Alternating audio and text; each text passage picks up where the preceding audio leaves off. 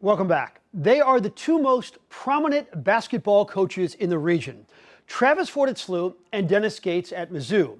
When I approached them both about sitting together for a Sports Plus interview, they said sure. Then they both told me they didn't know each other very well. But as you will see in this interview, they got along quite well.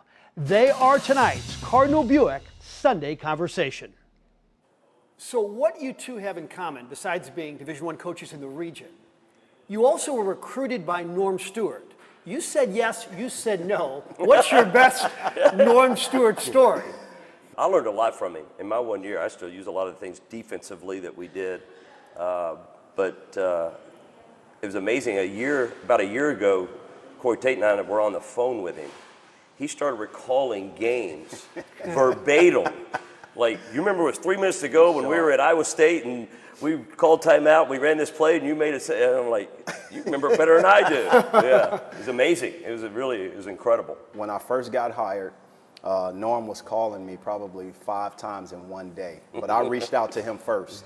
I said, Coach, I'm very humbled to share the same sidelines that you have done here, and your career here is remarkable.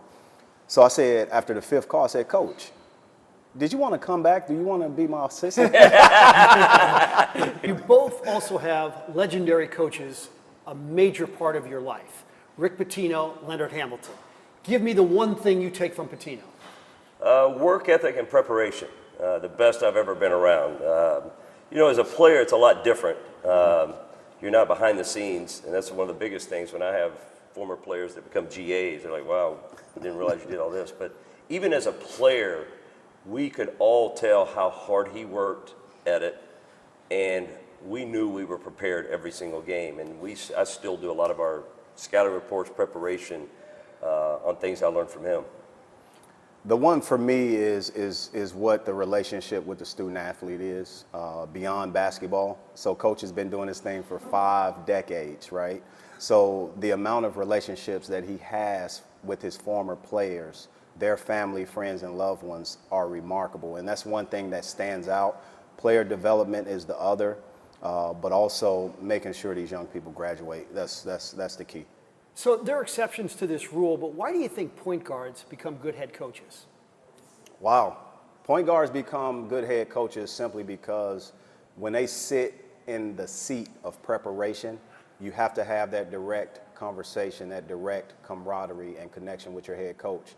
They see the game a little bit different, but I would be remiss if I just said point guards become great head coaches. I would say great college leaders become great head coaches and head coaches, or even aspire for it. And that's kind of what I look for. From all my former players that I think would become good coaches, I look at the ones that have been good leaders for me, that are not afraid to speak up, that are not afraid to come in and watch film, are asking questions to learn. And, you know, I don't know if I would pigeonhole necessarily point guards. We're probably, considered leaders. Point guards are supposed to be the most vocal. They're usually calling the plays out, calling the defenses out. You want your point guards to be an extension of you as a head coach. For me, that's, what I want. But I think it does go back to guys that aren't afraid to speak up, that aren't afraid to lead. Give me 30 seconds on your new 6'5" star recruits. Sincere Parker, Isaiah Mosley. What are you seeing so far? Elite shooter with great range. Really wants to learn, always asking questions, but one of the better shooters that I've been around with range and can get it off. I would say the exact same. Unbelievable score. He's a 180 player, a kid that averaged 40% from the 3, 50% from the field, 90% from the free throw line. But he's a great teammate. That's the one thing that stands out to me, his ability to connect on the court with his teammates in this short time this summer. As you know, we have several grad transfers, but he's one that stands out in addition to a couple other 6'5s that we have. Okay, I know I'm not going to get a good answer here, but I'm going to ask you anyway. I was going to call Dennis ahead of time saying, let's tell Frank ahead of time not to ask this question. So I knew it was coming. He was teeing it up. Yeah. Will you play each other? You get along so well. You see, here he goes. We haven't talked about it. you know, Conzo and I talked about it all the time, and it's something I'm sure we will. If it works out, you know, I would love to.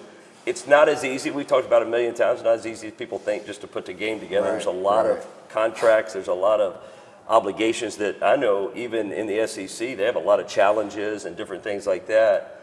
It's not as easy, but I'm sure it's something we'll talk about. Absolutely. We'll definitely talk about it. I've had a relationship with Coach. In actuality, when I was at Cleveland State, we were driving through for a road game, and Coach allowed us to use his gym to practice and break up the trip. So it's one of those things where if the conversation takes place in the future, we will definitely jump at the opportunity.